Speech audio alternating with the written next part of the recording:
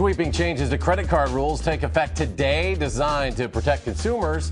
We're breaking them down in tonight's On Your Side report. Now, the first phase of changes should show up on next month's bill. President Obama signed the Credit Card Bill of Rights back in May, and it passed with broad support. But credit card companies lobbied hard against it, and the changes could slash their profits by about $12 billion. News 3's Brad Chaimson is on your side tonight with a closer look at what the changes mean for you. Brad? Well, today's biggest changes will impact when you receive your statement and how much notice you'll get if your credit card is raising your rates. More changes will come in February, impacting some very heavily targeted consumers. Credit card applications will again fill college students' mailboxes. Andrew Weckerly learned quickly one mistake can make a difference. It was the day that a payment was due, and I needed to make the payment that day, and they were like, oh, well, you're calling after 5 p.m. on the day that it's due. His interest rate went up, and that was his only late payment. As a college student, exactly how easy was it to get a credit card? Ridiculously easy.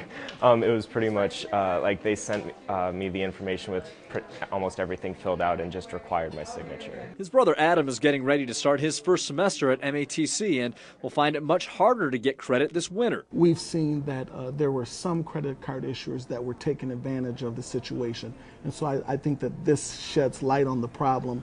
It exposes the problem. Associate Dean of MATC's Business Center, Dennis Baskin, says new regulations will help students and young people under 21 stay out of trouble by requiring a parent to co-sign, show proof of a certified financial education class, or proof of work. That student who is under 21 will have to show that they have the independent means to be able to repay that credit if it's extended to them. But none of that goes into effect until February. Until then and afterward, all consumers will need to keep a close eye on their bills. If you read your statement, understand what you're getting into, pay your bills on time, and pay more than the minimum payment, I believe that you'll be okay.